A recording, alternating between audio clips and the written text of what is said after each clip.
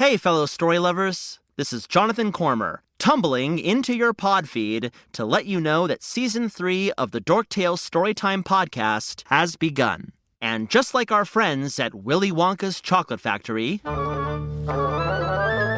we'll be unlocking new fairy tales, fables, and untold hero stories that will surprise you. Prepare for unexpected special guests. Find geeky twists and turns around every tale. Come with me and Mr. Reginald T. Hedgehog into our world of pure imagination. Find our scrum-diddly-umptious stories wherever you listen to podcasts or visit us at dorktalestorytime.com. I won't visit Dogland and run with the power pups. Got to love their style and how they never, ever give up. Who loves dogs? Who loves dogs? We rise to any challenge, and no one here is average. We are the power pups. You know we'll ever give up. Dogs, dogs, you love dogs. Dogs, dogs, you love dogs.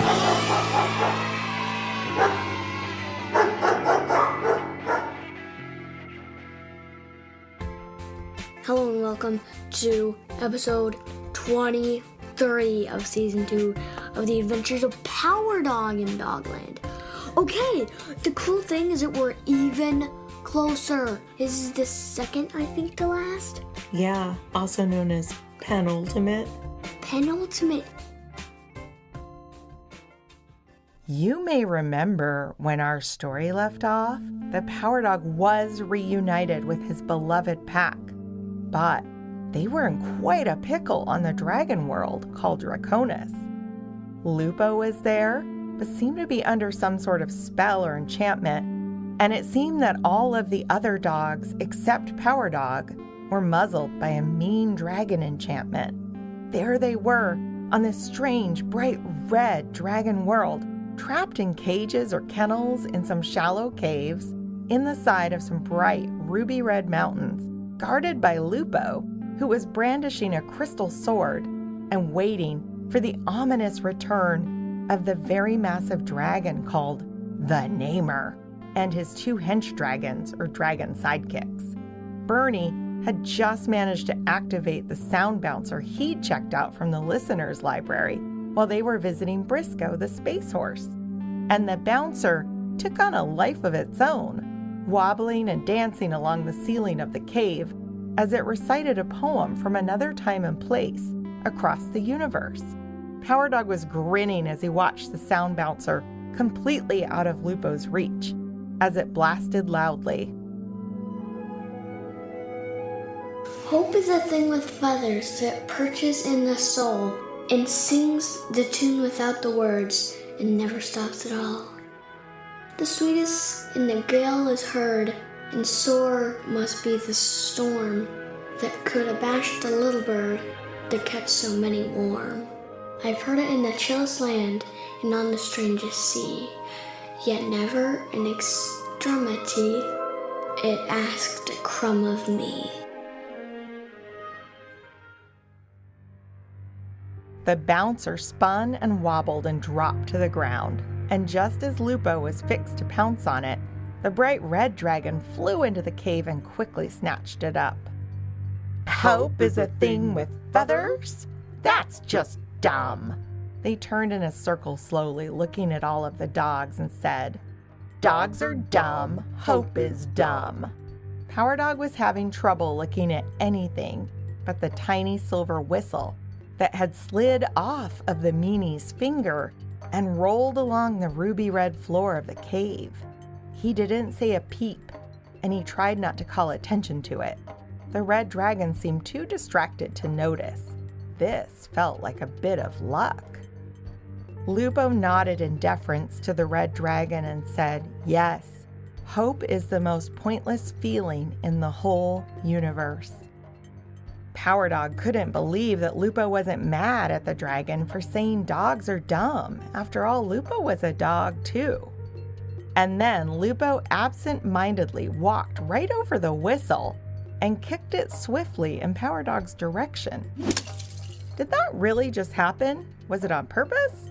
Power Dog wondered as the tiny whistle inched closer to his cage. The red dragon rolled Bernie's sound bouncer ball to Lupo, who trotted it over to the little stash of their things in the pit. The purple dragon swooped in next, and Power Dog noticed in the corner of his vision that Lupo caressed the magical cat amulet he'd given to them. How strange. "Where did you get the gems, dog?" asked the purple dragon of Power Dog. Power Dog smiled sheepishly and nodded to Bernie Sandals. "They belong to him. Maybe if you released his voice, then he could tell you." Bernie agreed by nodding yes emphatically. "Ha!" the dragon snorted. "Ha!" And when both dragons looked at President Sandals, Power Dog used the power of his in-breath to suck the air in and pull the whistle closer, and closer it did come. "The Namer, our wonderful leader, wants and deserves more gems." "Oh, if he wants more gems, we can help with that," said Power Dog, who was quickly trying to piece together a plan to make some sort of offer while he tried to figure out how in the stars he was going to get this whistle up to his lips to blow on it. The two dragons looked excited and headed for the little pit of treasures to give them a second go-through. "Are there more gems in here?" asked Red as Purple started to squeeze and pinch every item they had taken from the dogs. When they grabbed Power Dog's sound bouncer and squeezed it, it said, "Squeak!" and they both hissed at it and tossed it aside. "Stupid dog toys!" exclaimed Red. What they didn't see while they were plundering the dog's things was Power Dog get the whistle right up to the edge of his kennel. The other dogs saw it, though, and when the two hench dragons turned their heads, they let out a chorus of yelps and whines and wails and muzzled howls to distract the dragons and Lupo, for that matter, too. And in the din, the dragons never saw Power Dog use the power of his out-breath, pushed through his tightly pursed lips, and pointed at the whistle's end.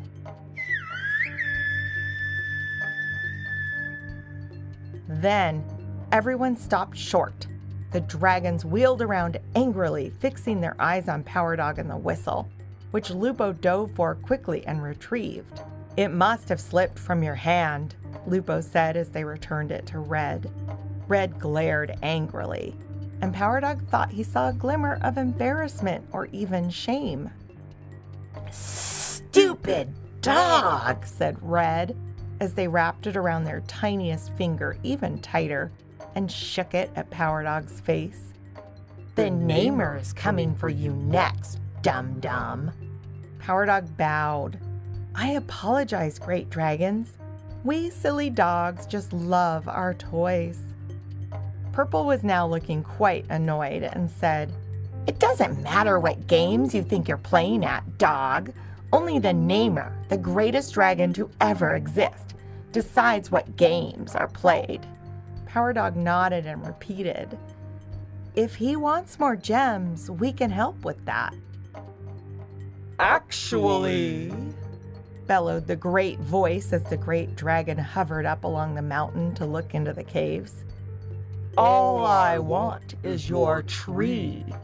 Not even the great tree, just the sacred banyan tree and its portal, and all of the foxes of Meowie, as they are not even really dogs, and of course your sky puppies, who are destined to serve me for eternity. That's all. Oh, and these gems, more gems, that's all for now, and I shall have all that I want and all that I deserve."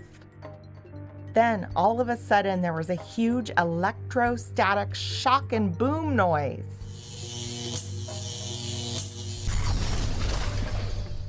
All eyes shifted quickly to the sky as they saw a jagged lightning bolt split open the moody purple sky of Draconis, and something strange, A very strange bird, perhaps, slid through the crack in the sky and was headed right for them. The Namer and his 2 hench dragons braced themselves on the ledge and stood as tall as they could, also blocking the view for the dogs, who were moving and squirming to try to see under, around, or past the 3 of them. Even Lupo was quietly angling around to get a look. "What is that?" asked Power Dog excitedly and nervously. "No one can come past our moons without my permission, unless they are my allies," answered the Namer. "It's more dragons come to bow at my talons and bring me the gifts I so deserve." "Oh, you'll be getting what you deserve, all right," announced a delightfully familiar and beloved voice. The Namer flew straight up in the air and away from the caves, followed by his hench dragons, right as Power Dog hollered, "Tick-Tock Bunny!"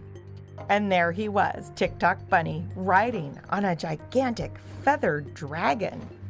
And they were surrounded by a small pack of other dragons of varying colors and features. They pulled right into the cave. Tick-Tock hopped off of the feathered dragon, looked at his beloved dogs, and shook his head. "Wow, it looks like we got here just in time." The feathered dragons stretched out their long feathered wings and stood guard at the entrance to the cave. Power Dog beamed, nodded to Bernie, and said, "Hope is a dragon with feathers." And Bernie grinned from floppy ear to floppy ear. The smaller dragons rolled into balls and bowled themselves into the cave, unfurled and stood strong and tall, each one of them at least twice the size of the dogs. Just beyond the feathered dragon, they could see the Namer and his hench dragons circling and drawing closer. "Say hello to my dragon friends from the planets Serpentina and Elementar," said Tick-Tock proudly. Power Dog nodded and said hello, and Tick-Tock Bunny looked puzzled and concerned as the other dogs whined and pawed at their locked cages, but said no words. Tick-Tock set about unlocking all of the cages as quickly as possible, while 2 of the smaller dragons menaced Lupo into a corner. Lupo did what they wanted, dropped the crystal sword on the floor, and looked completely unfazed. Power Dog also thought this was strange. Nothing about how Lupo looked or acted made any sense at all. Then the dark red dragon from the friendly group said, "Hello, we are the Draco Valens. We fight for freedom and safety for all dragons in the universe, and we are so glad to join you now on this most troubled world. My name is Vulcanean." Next, a bright blue dragon who looked like they were made of precious jewels and water said, "Hello, I am a water dragon and my name is Marine." Marine nodded to an electric yellow dragon with a black stripe down the middle of their body and amazing iridescent butterfly wings, and the yellow dragon nodded and said, "I am Thunderlight, and this is Or-E." Or-E, a dragon the color of bright copper with shiny metallic wings and what seemed to be fins along their long tail, waved their gentle hand hello, nodded, and said, "And this is Elementar, named for our world and bearing qualities of all elements known to the universe." Elementar smiled, puffed up their chest as they checked on how close the Namer was, and said, "And we mustn't forget our wonderful feathered friend, Plumeria, who hails all the way from planet Serpentina." Plumeria stretched her amazing 3 sets of wings, nodded over her shoulder, but then turned to face the Namer, who was close to the caves now. "Get off my land! Get off my world!" the Namer boomed in a rage. Tick-Tock Bunny readied himself for actual combat, and all of the dogs, now out of their cages, stood right behind him ready to pounce. The Draco Valens lined up along the ledge and glared at the Namer. Power Dog stood right next to Tick-Tock and flexed his muscles ready to fight, and if he had to, he was even ready to bite. Bernie Sandals was on Tick-Tock's other side, holding Lupo's crystal sword, and he looked as fierce as a bear. The Namer's hench dragons had taken to swooping in and out, between the namer and the group, buzzing their heads and reaching out to scratch or smack them, but everyone was too fast for them and ducked them easily. Thunderlight even pivoted and managed to smack the red hench dragon right on Red's bottom with his long yellow-finned tail. Woohoo! That's what you get. Everyone cheered at this, and Plumeria rose up, took flight, and began to chase the namer through the sky. At one point, they both hovered and faced off, but the namer turned tail and took off. The dogs, 4 out of 5 of whom were still muzzled under this wicked dragon enchantment, were thrilled. The Draco Valens were thrilled too. Until, well, everyone was feeling great until they saw Plumeria tearing tail, faster than they could have ever imagined a dragon of that size moving right back to the caves. The namer was behind her, and unfortunately, so were several hundred other scary-looking dragons. You think I don't have a pack of my own? Boomed the namer triumphantly. He grinned his wicked grin, delighted with himself, pointed to the dogs, Bunny, and their new dragon friends, and declared, Plenty of kennels for all of you. In you go. The horde of the namer's followers menaced all of them back into the cages, and they even made a cage out of an entire cave down the row of caves just for Plumeria. Power Dog looked at Lupo pleadingly as Lupo locked the kennel they were forcing Power Dog back into. Lupo whispered, I told you so. Join him. And Power Dog shed a lone tear, which he also wiped away very quickly. You shouldn't have come out of hiding, younglings. Now I have some new pets. And I've always wanted Draco Valens from other inferior dragon worlds to keep as pets. It will teach a lesson for any who may think to join here on Draconis. Every one of our heroes were locked in a cage at this point, and the hundreds of the namer's followers were flapping about and resting on the ruby-red walls of the mountain outside the caves. The 2 hench dragons, red and purple, were back to hovering over the pit of treasures, rifling through them yet again. The namer then turned to his followers and hollered, Behold, the teeny tiny baby dragons and the bird brain dragon that make up the oh-so-brave Draco Valens of other worlds. Ha! And they're here for dogs, little pathetic dogs. Ahem, said TikTok Bunny bravely from within his just a little too small cage. The namer laughed. Oh, and this strange thing, what even are you supposed to be? Oh, don't you know? Asked TikTok confidently. If you don't know, then I won't tell you. I wouldn't want to scare you anyway.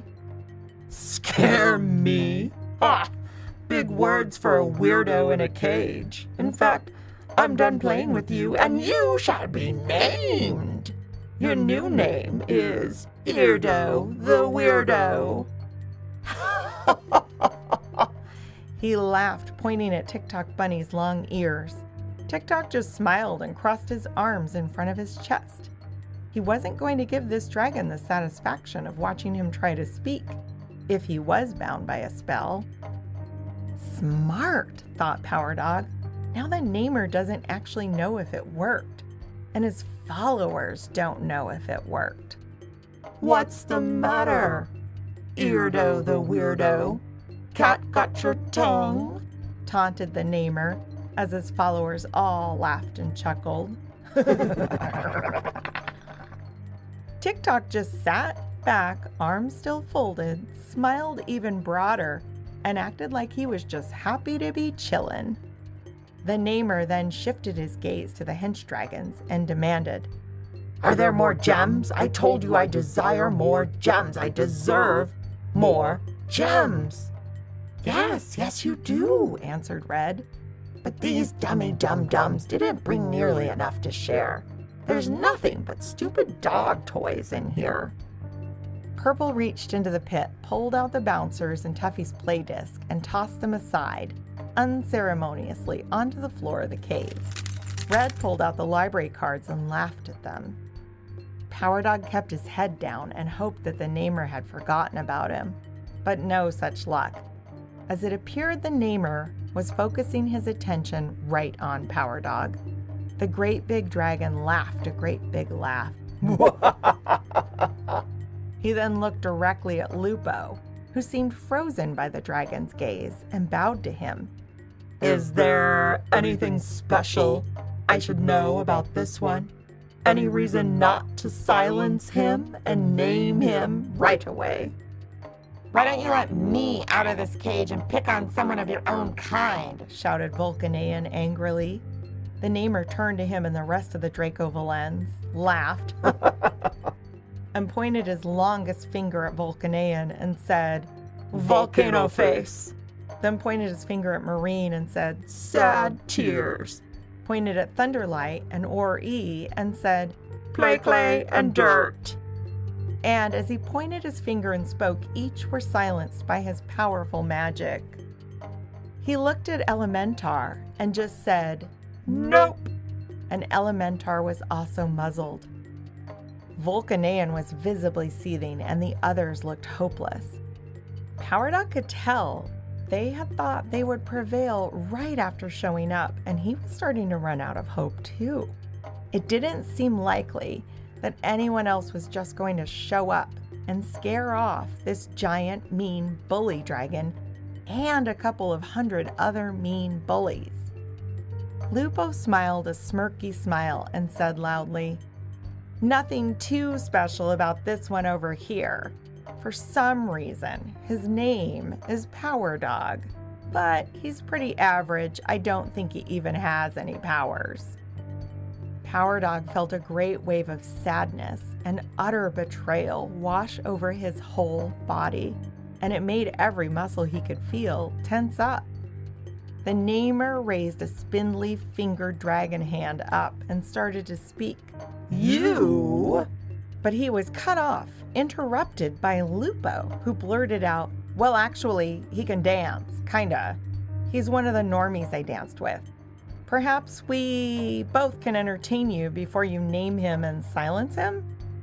And then, much to Power Dog's utter shock, Lupo very subtly winked at Power Dog with one eye, and that one eye had returned to its normal amber gold color. Dance? Oh, you buried the lead, little fox. I love a dance. Tell me, dog, what do they call you, really? Power Dog? Ha! Tell me, can you dance for me? Power Dog's mind was buzzing. He kept his gaze on the floor. He knew he wasn't a very good dancer, and he wasn't sure what Lupo was playing at. Yes, I can dance for you. Let me join my fox brother and serve you. At this, Bernie was nodding emphatically no, and Fetcher, Tuffy, and Taffy were whining and also shaking their heads no. The namer laughed, motioned for Lupo to open the cage, and said, Why not, little dog, dance for me? And as Lupo opened the cage, Power Dog summoned all of his concentration and moonwalked backwards out of the golden kennel and onto the ruby red floor. The namer raised an eyebrow, and Lupo joined Power Dog, striking one of the ancient poses that had helped them in time yin. Power Dog saw Lupo standing there, posed on one tippy toe, with forepaws outstretched, and gathered all of his strength to leap, flip, and twirl over Lupo's head towards the back of the cave. The namer and his followers loved it. They clapped and called for more. More! Flip, dog, flip! The two worked through the entire set of moves, and they even threw in some extra snazzy flourishes. Power Dog wanted to point out to Lupo what a great dancer they really were without any enchanted garments, but he was also very afraid to speak. They were doing a really cool sliding move when the namer yawned, pointed to both Power Dog and Lupo and said, I'm bored now. Put them both in kennels. What? Both Power Dog and Lupo were shocked by this cruel turn. The namer just laughed. I have no use for any dogs, fox dogs, or so-called power dogs, or even dancing dogs. He pointed at an enraged Lupo who was being pushed into a cage by the red hench dragon and said, Dupo, you have been duped, and oh, yeah, you have been named. And all of the followers chuckled and clapped.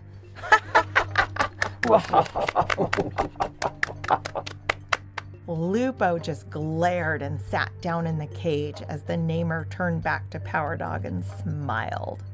Power Dog, who had a secret now, smiled right back. You shall be named Powerless Dog, said the namer. As the namer turned to elicit more cheers from his followers, Power Dog reached his snout under his chest and bit down hard on the sound bouncer he had cleverly snuck off of the cave floor during the dancing. And it said, "Squeak!" The namer turned his head quickly at that, and Power Dog hid the ball under his body again. The namer held up his longest spindly finger and bellowed, "Quiet!" to the crowd. What was that? But nobody who did hear it would answer. Power Dog smiled as the namer turned to glare at his followers, and he bit down on the sound bouncer again, this time even harder. The namer whirled around as the sound bouncer squeaked and said, "Fred!" The namer's eyes grew wide with an emotion Power Dog recognized all too well. And with that, Power Dog used his powerful hind leg kicking powers to kick open the door of his cage. Then he used his hovering powers to hover up into the air right above the namer's head. And then Power Dog said, "You are afraid because you are not the brave. I am the brave, and I am not afraid. You cannot name me because you don't know my true name. And you cannot name me because you do not know the true meaning of power." The namer gasped and sputtered angrily. He reached for Power Dog, who did a clever flip in the air and hovered just out of the namer's grasp. The namer's followers all watched in shock. Power Dog thought they almost looked frozen. He steadied his vision on the namer, and then to everyone's surprise, he took a pause. Power Dog took in a deep breath. The namer, confused, cocked his head to the side, as dogs and many other animals do when they are wondering what is going on. Power Dog folded his paws in front of his heart, closed his eyes, and smiled as he floated away from the namer's latest attempt to grab him. Then opened his eyes, pointed his left paw out, and said, "You don't understand hope, and you don't know power. Hope is not a feeling. Hope is a way of life. It's the way of the dogs. You don't know true power. Power isn't a pizza to be cut into pieces and then never shared. Power isn't something to be taken and then held over or away from others. True power is to be built within and grown and shared. My true power was built inside of me and strengthened for me by my family and my community. You can have no power over me because I only accept power from within, power with others, and power to others." The namer opened his mouth wide, but Power Dog held up a paw bean and silenced him with a shush. It was then that Power Dog realized that he was not only floating, but he was glowing like the orbs of Time Yin. Light was shining right out of his eyes even. And as the namer reached for Power Dog anyway, Power Dog fixed his glowing eyes on the dragon and said, "And now you know, Fred." And with that, all of the caged dogs and dragons, as well as one very satisfied bunny, found that the binding enchantments were broken, and they began shouting and chanting, Power dog, power dog, power dog, power dog, power dog, power dog. As the namer did the most shocking thing yet. Power Dog's eyes grew wide with surprise and wonder as he watched the namer shrink. That's right, the namer began to shrink down, and the namer's followers all gasped. They turned tails to flee, but behind them the sky had opened again and was filling up quickly with tiny and fierce flapping wings. They were surrounded by thousands and thousands of bats. The followers shrunk back and crouched along the garnet rocks in fear. A small brigade of the bats swooped into the caves deftly and began unlocking the cages. "The obliterati!" hollered Fetcher gleefully, and Power Dog floated down to hug his brother. When he turned back around, he saw two sky puppies holding on tightly to the namer, and to everyone's surprise, the namer was now absolutely and 100% also a sky puppy. One of the bats came to rest in the middle of the scene and said, "Fred, we have been looking for you." He then placed a small harness and muzzle over Fred, who would no longer be called the namer by anyone ever again.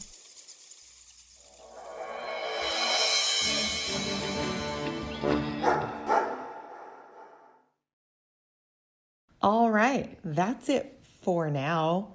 But do not worry, we have one more episode of season 2 coming out soon. Right, Hank?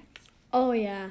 We're definitely doing more of the episodes. I just want to share with our listeners about the Dracovolans, tiny, real, actual dragons that live here on Earth, because they are some of the coolest animals that we've learned about recently. They hail from Southeast Asia, and they are also known as... Common flying dragon. Yeah, common flying dragon. They're about the size of a grown-up human's hand from nose to tail, and they have these delicate little wing-like body parts that they use to glide through the air. They live in trees, can glide fly about half the length of a football pitch, and our listeners can learn more about them from the link in our show notes. That's right. Hey, do you have a joke for me? Yeah. How did the little dog feel when it saw a dragon-sized bat? A dragon-sized bat? How? Terrified.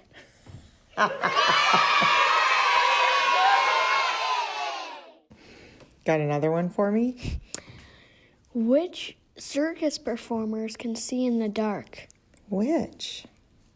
The acrobats. Acrobats. I get it.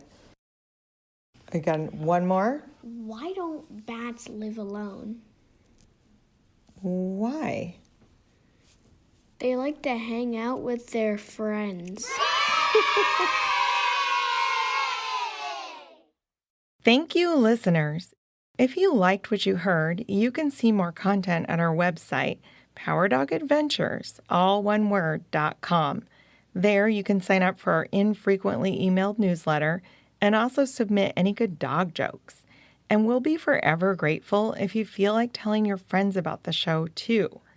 If you are looking for more great shows, then please check out the other members of Kids Listen, a grassroots organization dedicated to high-quality audio for kids and families. There are well over 100 great shows to find there.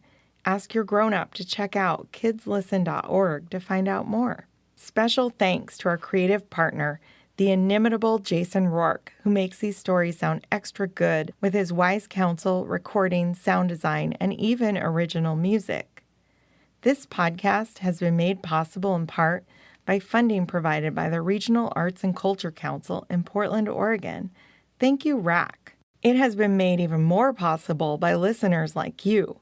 Thank you so much for your support, and extra big thanks to our Patreon patrons who get early access to all of our episodes ad-free, as well as goodies and merch and birthday shout-outs at any level of support. We are not joking even a little when we say we could not do this without you. The Adventures of Power Dog in Dogland is created in the ancestral lands of the Cowlitz, Multnomah, Kathlamet, Clackamas, Tumwater, Tualatin Kalapuya, Wasco, Molalla, Watlala, bands of the Chinook, and other indigenous nations and tribes of the first people who made their homes along the rivers here in what is now called Portland, Oregon. And special thanks to our own Granny and Gramps who helped us write and record our Power Dog theme song that you'll hear at the end of the episode. Hey, Granny and Gramps, what key did y'all say that's in? It's in D for Dogland.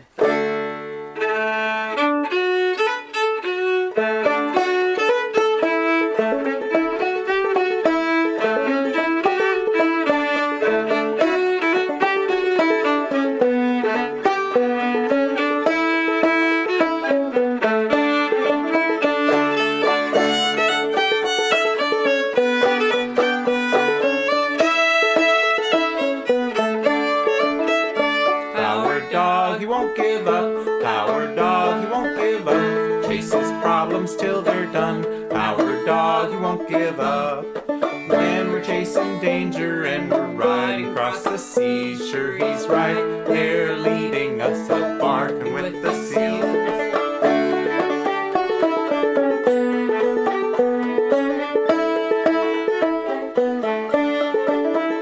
Power dog, he won't give up. Power dog, he won't give up. Chases problems till they're done. Power dog, he won't give up. When we're chasing trouble and we're riding across the stars, sure he's right there beside us, just holding our paws.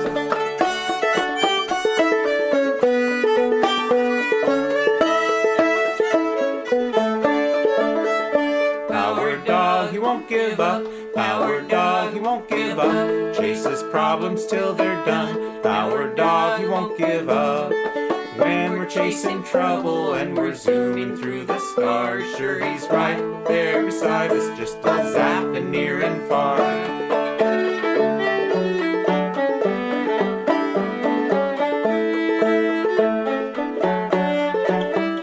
Power dog, he won't give up. Power dog, he won't give up. Chases problems till they're done. Power dog, he won't give up. When we're plugging a volcano or we're straddling a storm, Power dog is right beside us at every little turn.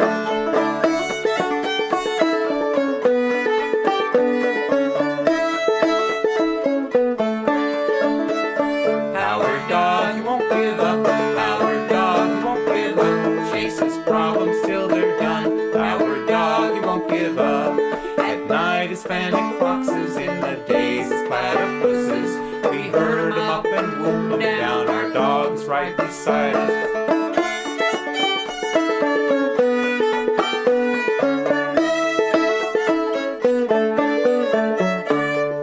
Come with me to Dogland. We've got special tales to tell.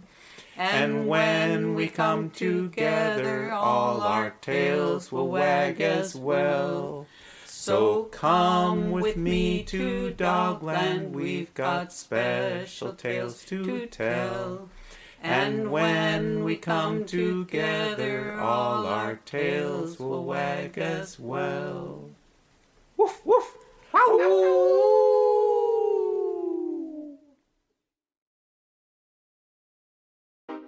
Want some news you can use? Stop by the 10 News Studio and join hosts Ryan Willard and Pamela Kirkland every Wednesday. The 10 News team covers everything from Ukraine and the Supreme Court to Minecraft and Pokemon, all in a bite-sized podcast for kids and their adults. Awesome guests like Lego Masters Judge Amy Corbett, Corbett, Dr. Anthony Fauci, and the voice of Pokemon's Ash Ketchum are guaranteed to swing by.